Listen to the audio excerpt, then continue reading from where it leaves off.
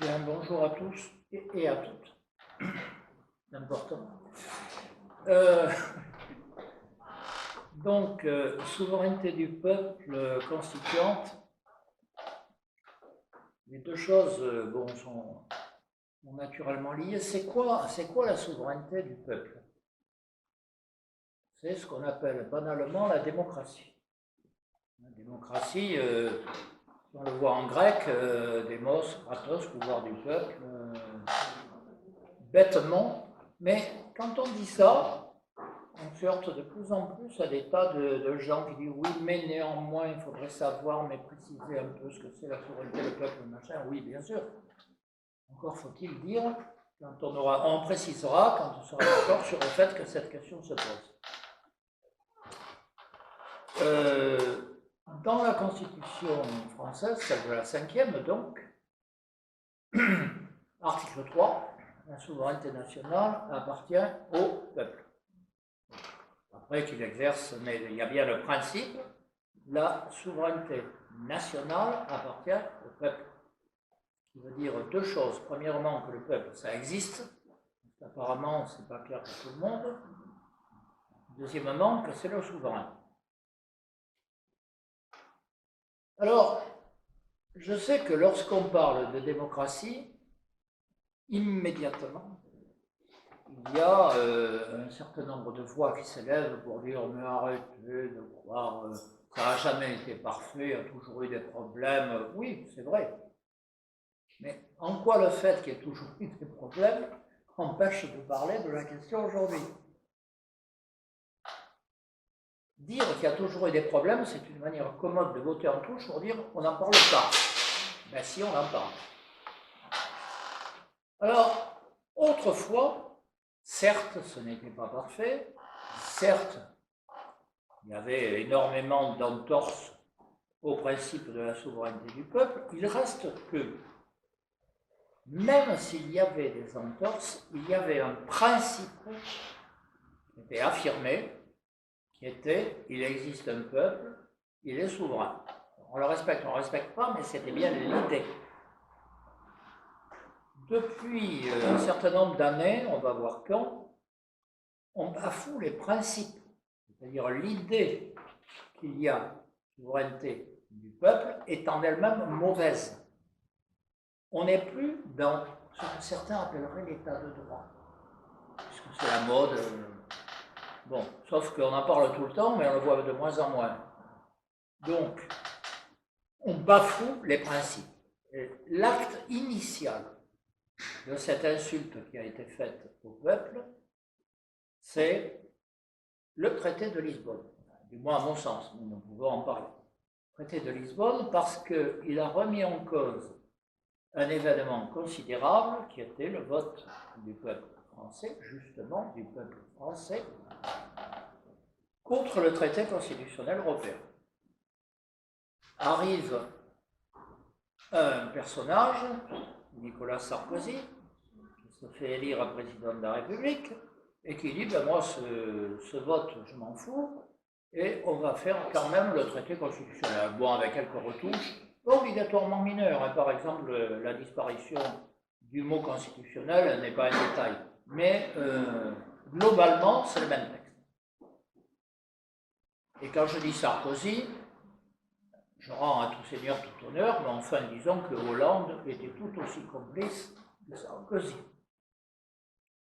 Si Hollande avait respecté le vote du peuple,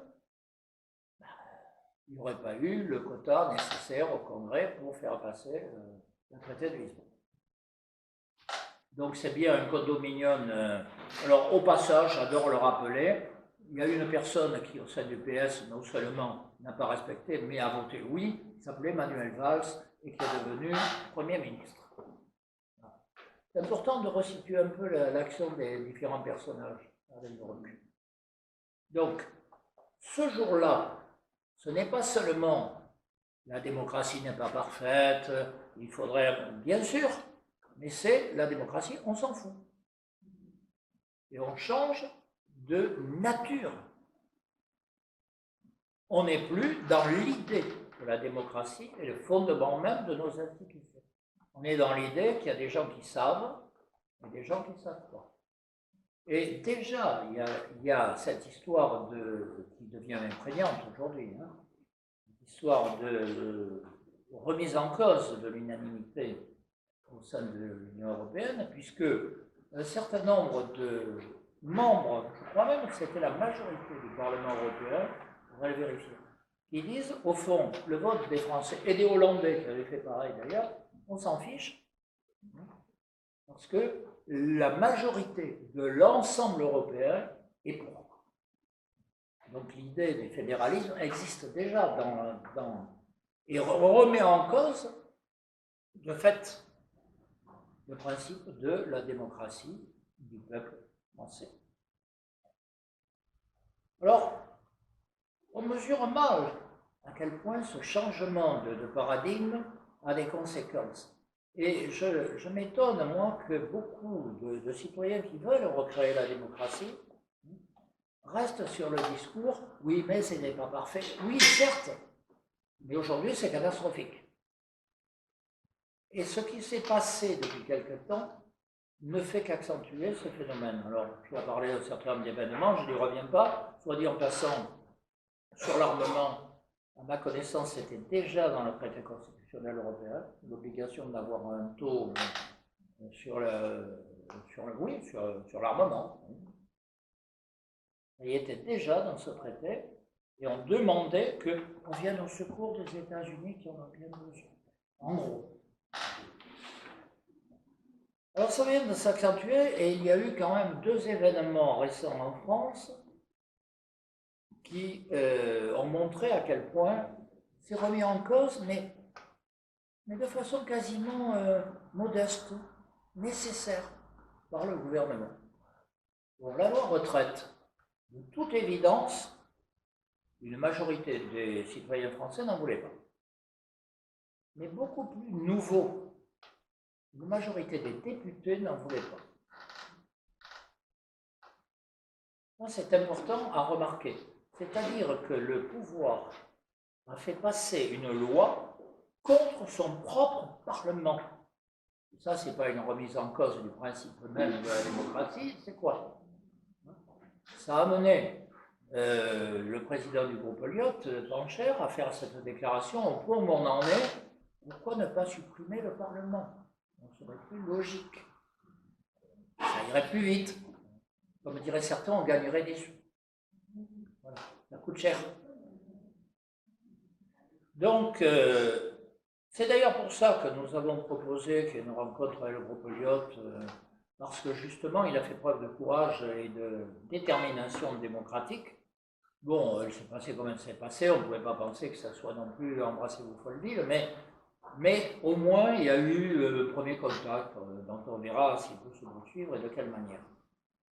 Deuxièmement, la loi immigration. Alors là, c'est prodigieux ce qui s'est passé. Acte 1. L'Assemblée nationale repousse le texte de loi. Donc c'est non. On dit en passant, si le Sénat avait dit non aussi, eh c'était réglé.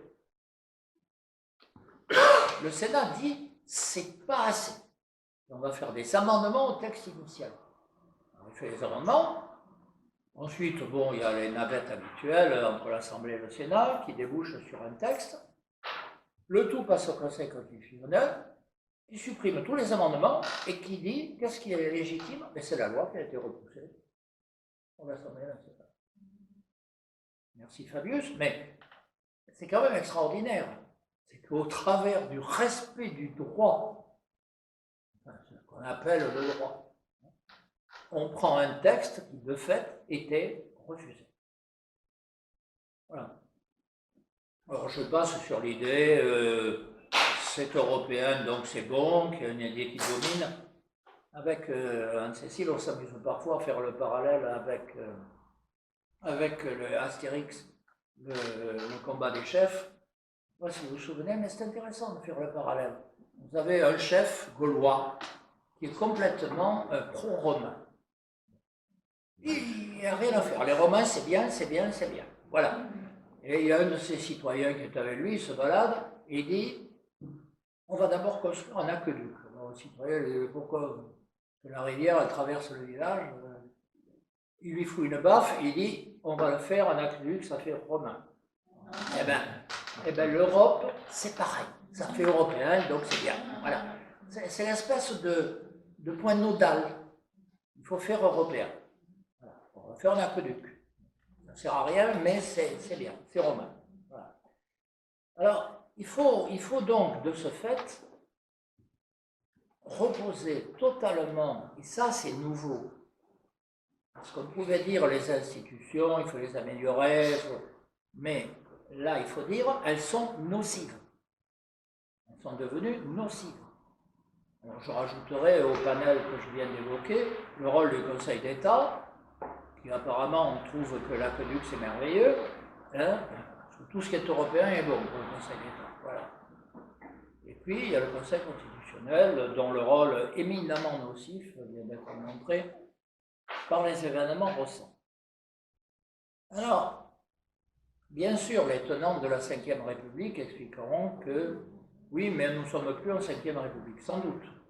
Sans doute. Il y a eu pas mal d'événements qui montrent que l'esprit même du départ n'est pas respecté. L'esprit, enfin, pour De Gaulle, moi je ne suis pas un spécialiste, mais enfin il me semble, il y avait l'idée, il y a un pouvoir central et il y a un lien avec le peuple. Donc l'histoire du référendum.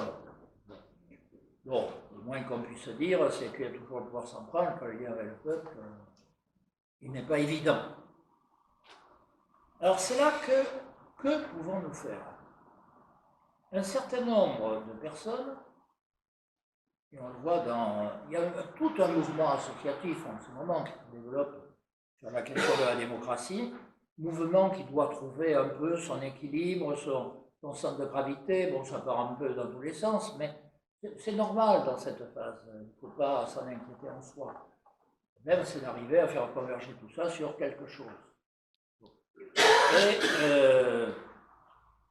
il y a une tentative du pouvoir de remettre en cause la souveraineté du peuple en lui substituant un certain nombre de trucs, dont le plus frappant pour moi, du moins, sont les conventions de citoyens. Les conventions de citoyens, c'est absolument merveilleux, et on prend des gens tirés au sort, je veux dire qu'on ne sait absolument pas ce qu'ils pensent ni pourquoi. Alors, on prétend que c'est une représentation statistique, mais enfin, en tout cas, ce n'est pas une représentation politique, ça c'est sûr. On leur ajoute un certain nombre d'experts qui leur disent ce qu'il faut penser, et à la sortie, on a un pouvoir qui dit oh, c'est bien, mais... et on va suivre ce qui a été dit. Bon. À quelques nuances près, quand ça l'ennuie, il supprime ce qui a été dit, et puis il reprend l'essentiel. Mais ça permet de contourner complètement la question du peuple. Et parallèlement, il y a toute une idéologie qui se développe pour expliquer que pour la peine de mort, et d'ailleurs il a voté Hitler, je ne sais pas le nom, hein, mais oui, évidemment, personne n'a jamais dit que c'était parfait. On a dit simplement, c'est la référence, et qu'il faut l'améliorer. Ça ne veut pas dire que tout est parfait. Pourquoi, à ce moment-là, ne pose-t-on pas la question fondamentale, est-ce que les institutions sont encore adaptées à la situation? Qu'elles soient adaptées ou pas, telles qu'elles l'ont été au départ, je n'en sais rien. Bien sûr, telles qu'elles sont devenues nocives. Et que donc, le changement est devenu nécessaire. La question étant, s'il y a changement, qui le fait? À mon sens, du moins si on se réfère au principe démocratique, l'acteur qui doit reprendre en main les institutions, ça s'appelle le peuple. On est en démocratie, ça s'appelle le peuple. Alors après, la manière de le mettre en œuvre, évidemment, c'est tout un débat. S'il y a des représentants, comment sont-ils élus? Par qui? Bon, ça c'est des discussions assez longues. N'empêche que le principe même, c'est que le peuple doit se saisir de la réforme des institutions. Historiquement, ça s'appelle une constituante. Voilà. Alors, soit dit en passant, ça fait frémir dans certaines chaumières. Dans l'histoire de France, il y en a eu 6. Bon, ça sera la 7e. Voilà. C'est pas la mort des petits chevaux. Alors, une de plus. Voilà. Le problème étant comment on la met en place? Alors, je réponds, après, je ne vais pas durer 2 heures non plus, je réponds à un truc qu'on entend partout, hein, enfin partout, dans la bouche de certains experts. Alors, mettons au hasard Dominique Rousseau, bon, j'aime bien dire du mal de Dominique Rousseau, voilà, c'est comme ça. Il nous a fait un article extraordinaire dans Le Monde, acte 1. Une constituante, non parce que ça n'arrive que dans les crises graves. Donc c'est lui qui décide qu'il n'y a pas de crise grave. Si moi je pense le contraire, on fait quoi? Bon, comme lui peut écrire dans Le Monde et pas moi, évidemment, il y a plus de chances que ce soit lui. Deuxièmement, on va créer une assemblée dans laquelle il y aura 30 personnes tirées au sort et 30 experts, suivez mon regard, Dominique Rousseau, qui vont discuter ensemble des institutions et ça fera la Constitution. Honnêtement, on pourrait appeler ça une constituante, sauf qu'elle n'est pas démocratique, c'est tout. Sauf qu'elle est dirigée par Dominique Rousseau, mais à part ça, je suis assez mal le raisonnement. Voilà. Donc, la question est aujourd'hui d'admettre que le seul corps politique qui a le droit de poser la question de la Constitution et donc de déterminer une assemblée issue de lui politiquement pour définir les nouvelles institutions, c'est le peuple. D'où la question, et ce sera ma dernière. Alors, je laisse de côté la manière dont ça se fera. Il y a des tas de débats, effectivement, sur le mandat impératif. On y reviendra dans le débat, je suppose, le mandat révocatoire, le RIC. Bon, ça, c'est les problèmes pratiques. Mais sur le principe, il faut bien qu'il y ait élection d'une constitution. Et pour cela, donc, une dernière question, et je pense que cette question-là, il faudrait que, on l'ait, parce qu'elle est prégnante. Y a-t-il encore un peuple français? Ce n'est pas une question tout à fait innocente. Il y a des moments où, de toute évidence, il y a des forces qui font tout pour qu'il n'y ait plus de peuple français en tant que corps politique constitué, évidemment. Hein. Il s'agit de le présenter comme des gens qui aiment bien les petites fleurs et le ramassage des poubelles, oui, bien sûr. Mais y a-t-il encore un peuple français au sens politique, démocratique du terme? C'est à ça qu'il faut s'atteler, à mon sens, et c'est à ça qu'il faut appeler les citoyens. De telle manière que justement il n'y ait pas toutes les divergences qui ont été élues et qui sont mises en avant aujourd'hui pour que justement il n'y ait plus la cohésion de cet ensemble, mais pour qu'il y ait un corps politique uni pour dire maintenant ça suffit, le souverain c'est nous. Et on s'y colle et on a besoin de constituantes parce que, ça remet en cause les institutions et ça redéfinit des institutions démocratiques, et 2, ça marque notre volonté collective.